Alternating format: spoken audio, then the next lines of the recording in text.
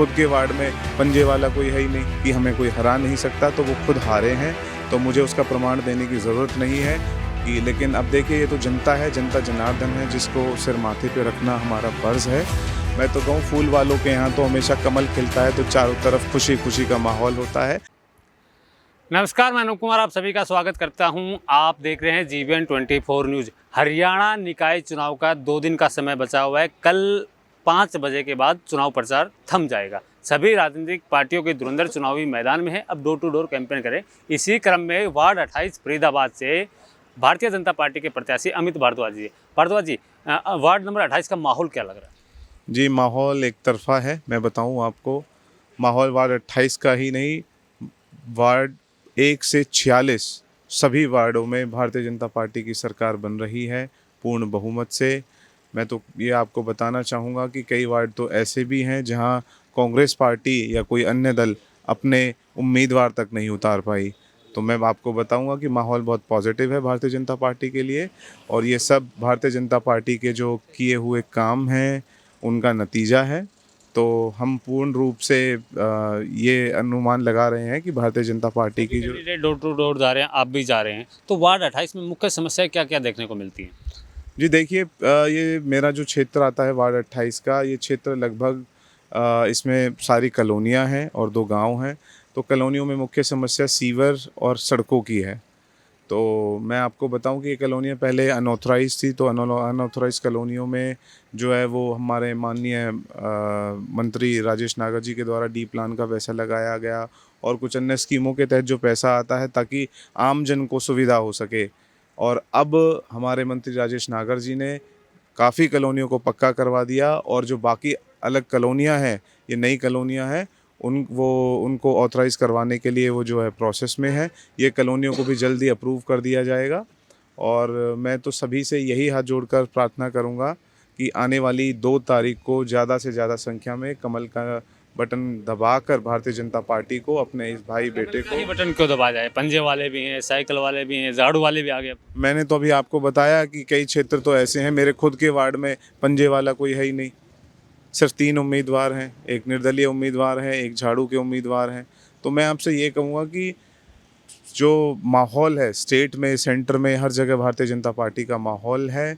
और अगर हमने जैसे डबल इंजन की सरकार बनाई हरियाणा में और सेंटर में, तो अगर हमको ट्रिपल इंजन की सरकार बनानी है और हम चाहते हैं कि जो विकास का पहिया निरंतर चलता रहे, तो उसके लिए हमें भारतीय जनता पार्टी को ही विजयी बनाना होगा। कल आपके ही विरोधी हैं जो झाड़ू वाले हैं, वो कह रहे थे कि बीजेपी ने इस वार्ड के अंदर विकास नहीं किया, खाली विनाश करने का काम किया।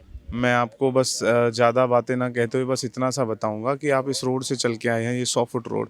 पहले इस रोड का क्या हाल था, शायद आपने देखा होगा। कालिंदी कुंज वाला जो रोड है उसका क्या हाल था, आपने देखा होगा। मेन रोड बाबा सूरदास के लिए जो रास्ता जाता है तिलपत मार्ग, उसका क्या हाल था। तो ये सारे मैं कहूँ प्रमाण आपके सामने हैं।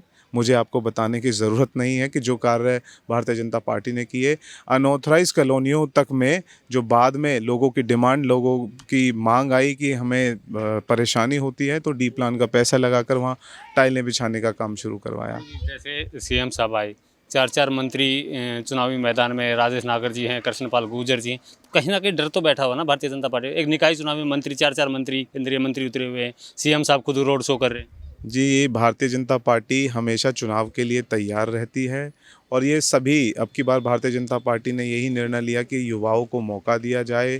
तो मैं कहूँगा कि वो चुनाव प्रचार में सभी उनकी ड्यूटी लगती है। मैं तो कहूँ कि संगठन मजबूत है, इसीलिए उनको जिम्मेवारी दी जाती है।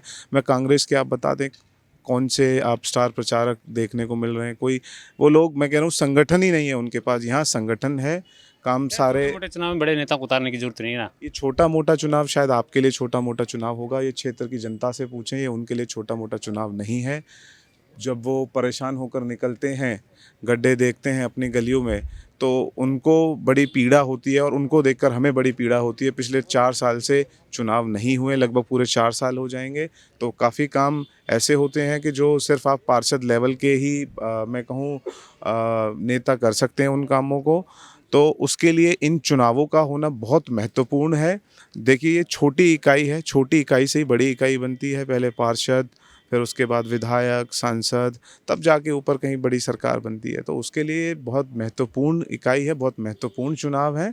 अगर आपको आप चाहते हैं कि आपका क्षेत्र तरक्की करे, आपके क्षेत्र में सड़कों का विकास हो, नालियों का विकास हो, सीवर लाइन डले, तो इस सब के लिए आपको आपने इस कहा चुनाव भारतीय को जनता पार्टी संगठन की पार्टी है। अगर संगठन की पार्टी होती तो टिकट बंटवारे के टाइम काले झंडे क्यों दिखाई जाते? सीएम साहब का रोड शो हो रहा था आपके बगल में, वहाँ काले झंडे क्यों दिखाई जाते?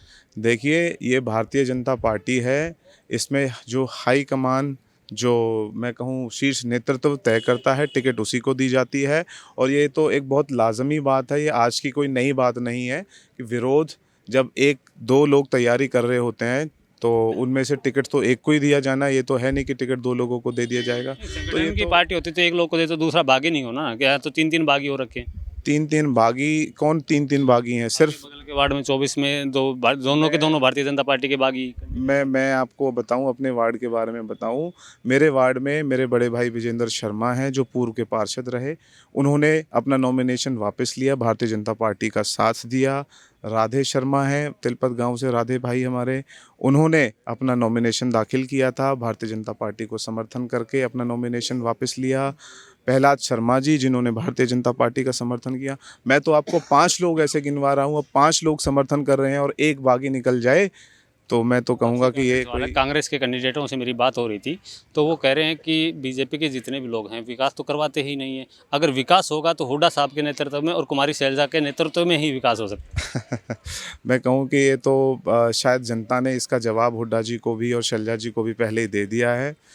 सारे कांग्रेस के बड़े बड़े नेता और आम आदमी पार्टी के बड़े बड़े नेता खुद अपने गढ़ों में, जहां से वो ऐसे थे कि हमें कोई हरा नहीं सकता, तो वो खुद हारे हैं।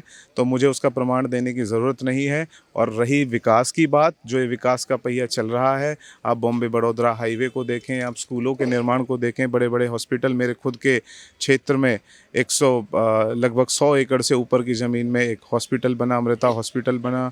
आप देखें, मास्टर रोड का निर्माण हुआ।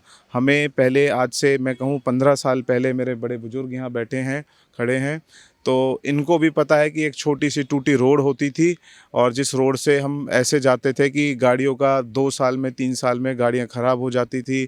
तो आज वहाँ जाकर देखें कि मतलब बड़ी बड़ी गाड़ियाँ चलती हैं और रोड ऐसे बन गए हैं।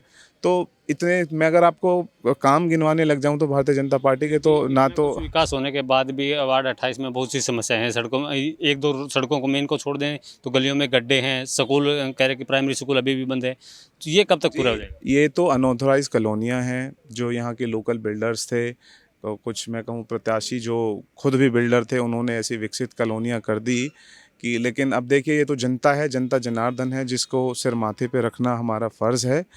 और वहाँ उन लोगों के लिए हमने मांग उठाई, और कई कॉलोनियों में अनऑथराइज होते हुए भी जब लोगों की मांग देखी, फिर देखा पॉपुलेशन ज़्यादा होने लगी, तो वहाँ पे हमने टाइलों का काम सवाल ये शुरू था कि अगर आपको जनता आशीर्वाद देती है, चुनाव करके 12 तारीख को भेजती है, तो कब तक ये काम पूरे हो जाएंगे जो अधूरे हैं?